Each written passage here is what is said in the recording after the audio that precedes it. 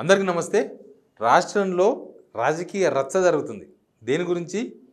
ఒకటి తెలంగాణ రాష్ట్ర గీతం జయ జయ హే తెలంగాణ.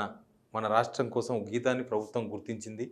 దాని మీద తీవ్రమైన అభ్యంతరాలు వ్యక్తమైనాయి. వీళ్ళు కీరవాన్తో ఎందుకు సంగీతం చెప్పిస్తారు? తెలంగాణ వాళ్ళు లేరా? పాటలు కూడా వాళ్ళతోనే పాడిపియాలనా? మేము ఎట్లా రేపు మన తెలంగాణ గీతం సంగీతం చేసింది కీరవాణి, పాడింది పలాని ఎవరో అంటే మేము ముఖమేట్లు ఎత్తుకోవాలి, ఇదేంది అని చాలామంది మాట్లాడేది. అంతా రచ్చరచ్చ నడిచింది.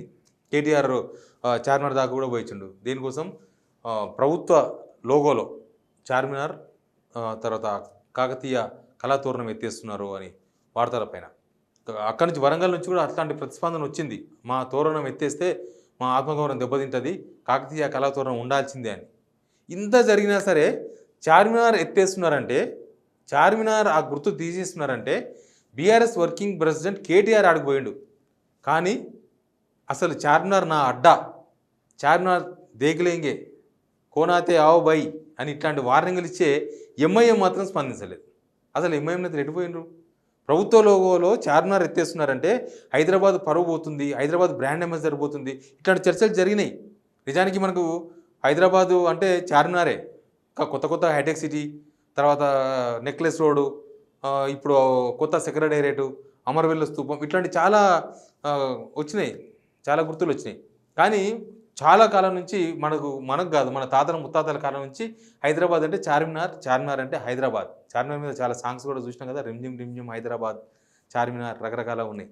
అట్లా చార్మినార్కు చాలా ఇంపార్టెన్స్ ఉంది కాబట్టి ఇంత రియాక్షన్ వచ్చింది, దానిలో డౌట్ ఏం లేదు. కానీ ఎంఐఎం నేతలు ఎందుకు స్పందించలేదు? అసదుద్దీన్ ఓవైసీ ఎందుకు మాట్లాడలేదు? అక్బరుద్దీన్ ఓవైసీ 15 సెకండ్లో 15 నిమిషాలు టైం ఇస్తే తడాకా చూపిస్తున్న వాళ్ళు చార్మినార్ విషయంలో ఎందుకు మాట్లాడలేదు? అంటే చార్మినార్ ఎత్తేసినా సరే మాకేంది అనుకున్నదా ఎంఐఎం? లేకపోతే చార్మినార్ గురించి మాట్లాడితే ఇక్కడ కాంగ్రెస్ పార్టీతో కట్ అవుతుంది అనుకున్నారా రిలేషన్?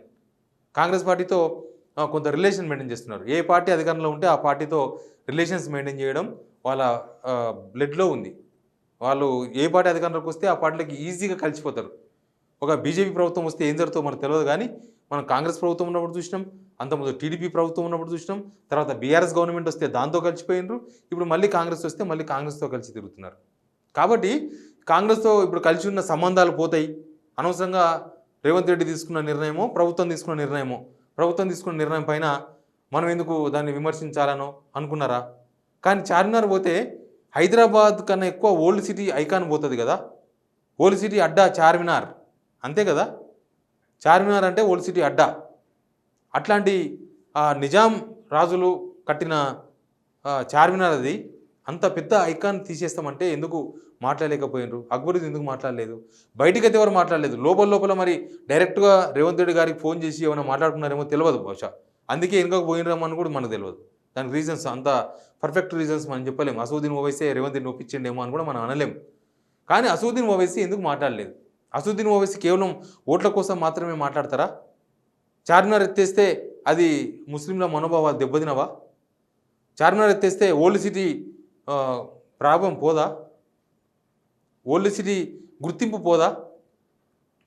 ఓల్డ్ సిటీ ఐకాన్ పోయినప్పుడు, హైదరాబాద్ ఐకాన్ పోయినప్పుడు ఓల్డ్ సిటీకి ఎఫెక్ట్ కాదా? మరి ఎందుకు మాట్లాడలేదు? ఏంటి, కేవలం రాజకీయాలే ముఖ్యమా ఎంఐఎం వాళ్ళకు?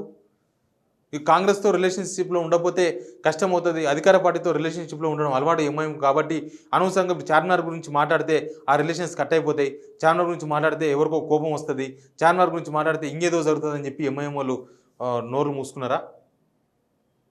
ఏమైంది? ఎంఐఎం నేతలు ఇప్పటిదాకా సింగిల్ స్టేట్మెంట్, ఒక్క ట్వీట్ లేదు. దేశంలో ఎక్కడ ఏం జరిగినా అసదుద్దీన్ ఓవైసీ ట్వీట్ క్షణంలో వచ్చేస్తుంది.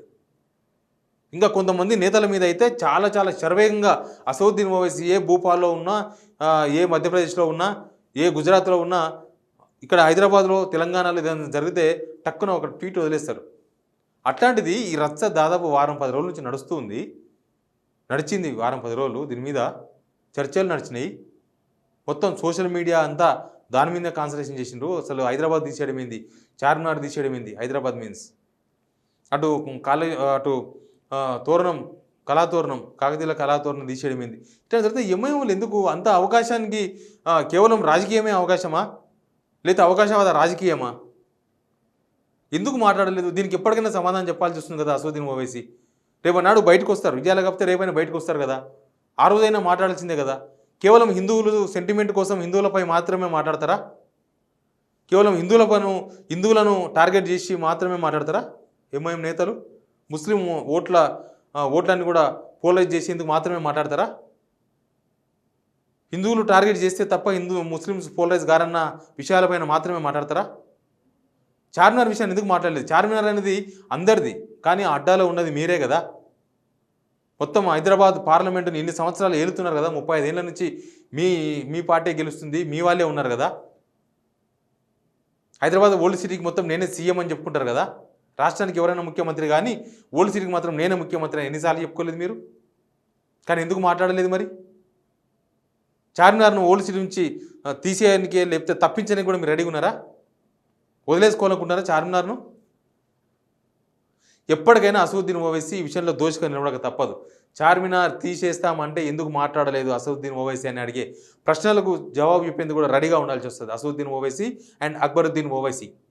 Please subscribe signal TV.